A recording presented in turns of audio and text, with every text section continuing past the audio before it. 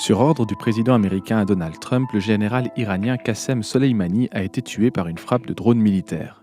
Un aéronef sans pilote est contrôlé à plusieurs milliers de kilomètres. Ces dernières années, la prolifération d'assassinats ciblés effectués avec des drones armés a bafoué les règles du droit international humanitaire adoptées au sortir de la Seconde Guerre mondiale et soulève une série de questions.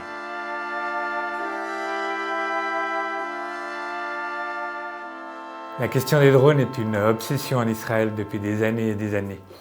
Déjà pendant la deuxième intifada, dans les années 2000, à chaque moment tendu, il y avait un drone qui survolait le paysage, on entendait les bruits, etc.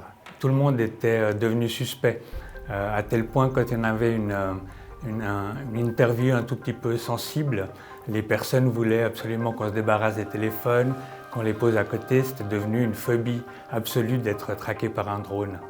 En 2001, au lendemain des attentats du 11 septembre à New York, la pratique des assassinats par drone devient un élément central de la stratégie militaire américaine. Par la suite, en Afghanistan, au Pakistan, au Yémen et en Somalie, les frappes se multiplient, particulièrement durant le premier mandat de Barack Obama. L'Europe n'est aujourd'hui pas en reste. Fin décembre 2019, la France a déployé ses premiers drones armés au Sahel pour traquer les djihadistes. 6 autres appareils équipés de bombes à guidage laser seront prochainement déployés. Le droit international humanitaire n'a pas de règles spécifiques par rapport à l'usage de drones dans les conflits armés. Donc il faut, pour que leur utilisation soit légale dans le cadre d'un conflit armé, que toutes les règles du droit international humanitaire soient respectées, en particulier les principes de distinction, proportionnalité et précaution, qui visent à protéger les civils contre les effets des hostilités dans les conflits. Cette justification n'existe pas en dehors de conflits, et donc les règles sont les règles du temps de paix, même si ça peut être une situation de tension ou autre, tant que ce n'est pas un conflit armé, c'est les règles sur l'usage de la force en temps de paix qui s'appliquent, qui sont les règles qui proviennent des droits de l'homme. Le nombre d'attaques par drone armé a explosé durant la décennie écoulée. Aujourd'hui, les drones sont utilisés à des fins militaires par 95 pays, soit 58% de plus qu'en 2010. Dans les airs, 171 modèles différents ont été recensés.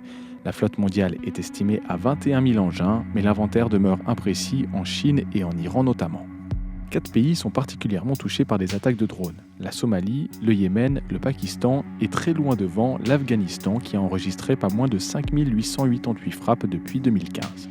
Aujourd'hui, il y a 2 risques à la prolifération des drones. C'est d'abord qu'il peut être utilisé par une variété d'États très large.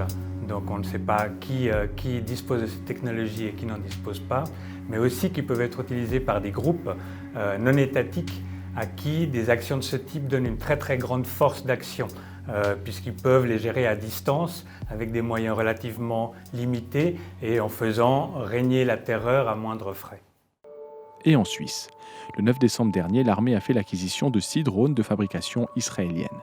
15 mètres de large, 8 mètres de long, une demi-tonne à vide et 36 heures d'autonomie.